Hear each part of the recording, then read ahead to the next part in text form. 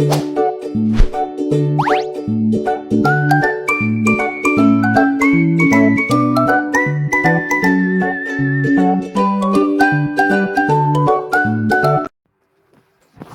everyone, good morning. My name is Monica Mango, MPM 2441 1144, Class Management 24C.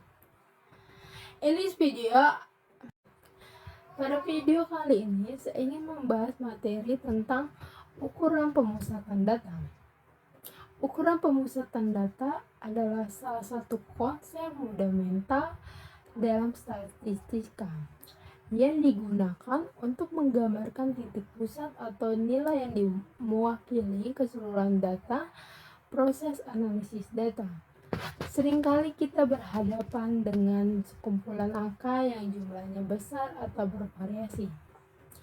Membaca keseluruhan angka tersebut satu persatu bukan hanya memakan waktu, tetapi juga efektif untuk memahami pola yang muncul.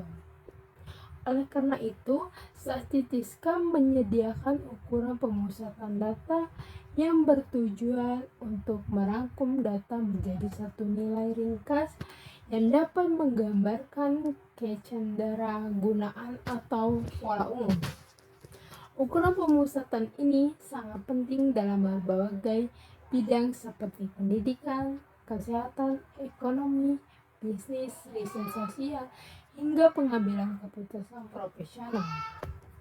Dengan menggunakan ukuran pemusatan data, seseorang dapat melihat gambaran besar dari suatu fenomena tanpa harus memperhatikan setiap angka secara detail.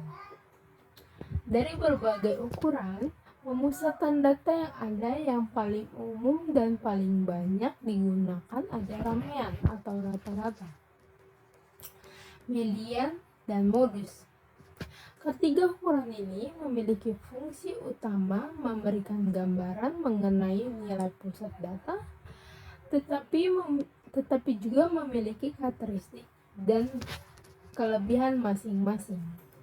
Dalam praktik, seringkali ketiganya dibandingkan atau digunakan bersamaan untuk memberikan analisis yang lebih menyeluruh. Hal ini karena tidak semua jenis data bisa direpresentasikan dengan baik oleh satu ukuran saja. Dengan memahami perbedaan di antara ketiganya, kita dapat memilih ukuran mana yang paling sesuai untuk menggambarkan data yang sedang dianalisis.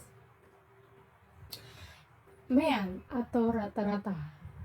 Aritmetika adalah ukuran pemusatan yang paling populer dan paling sering digunakan. Mean dihitung dengan menjumlahkan seluruh data yang ada, kemudian membagikan dengan jumlah data tersebut. Karena proses perhitungannya melibatkan seluruh nilai, mean dianggap memberikan gambaran yang lengkap dan mencakup keseluruhan informasi. Penggunaan mean sangat membantu terutama dalam data yang didistribusikan relatif normal atau tidak memiliki nilai ekstrem. Misalnya jika skor jumlah siswa berkisaran antara 70 hingga 90, mean dapat memberikan gambaran umum kemampuan siswa secara cukup akurat. Namun mean memiliki kelemahan penting, yaitu sangat sensitif terhadap outlier. Outlier adalah nilai yang sangat jauh dari nilai lainnya, dan keberadaannya dapat mengubah rata-rata secara drastis. Contohnya dalam data pendapatan. Jika sebagian besar penduduk berpenghasilan sekitar 3-5 juta rupiah, tetapi ada satu orang berpenghasilan 200 juta rupiah, mean akan naik drastis dan tidak akan lagi mencerminkan pendapatan mayoritas penduduk. Dalam kasus seperti itu, penggunaan mean tidak lagi tepat karena hasilnya menjadi bias dan tidak mewakili populasi. Berbeda dari mean, median memberikan pendekatan yang lebih stabil dalam menggambarkan kecenderungan pusat data. Median adalah nilai yang berada di posisi tengah setelah median diurutkan. Karena median hanya memperhatikan letak nilai dan tidak memperhatikan besar kecilnya nilai secara keseluruhan. Ukuran ini tidak terpengaruh oleh nilai ekstrem atau outlier, misalnya dalam data pendapatan sebelumnya. Meskipun ada satu orang yang sangat kaya, median tidak berubah karena median hanya melihat angka di tengah distribusi data. Oleh sebab itu, median sering digunakan dalam data yang tidak simetris atau memiliki variasi sangat besar. Banyak lembaga statistika di dunia termasuk Badan Pusat Statistika atau BPS sering menggunakan median untuk menyajikan data pendapatan atau konsumsi masyarakat karena lebih mencerminkan kondisi mayoritas. Median juga relevan untuk data kecil maupun data besar. Selama data tersebut dapat diurutkan, sementara itu modus adalah nilai yang paling sering muncul dalam sekumpulan data. Modus merupakan ukuran yang unik karena dapat digunakan baik untuk data numerik maupun kategorikal. Dalam data kategorikal seperti jenis makanan favorit, warna yang dipilih, atau produk yang paling sering dibeli. Mean dan median tidak dapat digunakan, tetapi modus bisa. Contohnya jika dalam survei terdapat pilihan keju nori sosis, maka modusnya adalah keju karena muncul paling banyak dalam data numerik. Modus membantu mengidentifikasi nilai yang sering terjadi, yang kadang menunjukkan pola tertentu.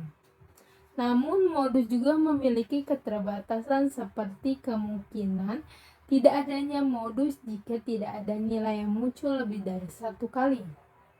Atau sebaliknya, memiliki lebih dari satu modus jika beberapa nilai muncul dengan frekuensi yang sama. Meskipun demikian, modus tetap penting karena memberikan informasi yang berbeda dari median dan median, yaitu tentang frekuensi tinggi dalam data.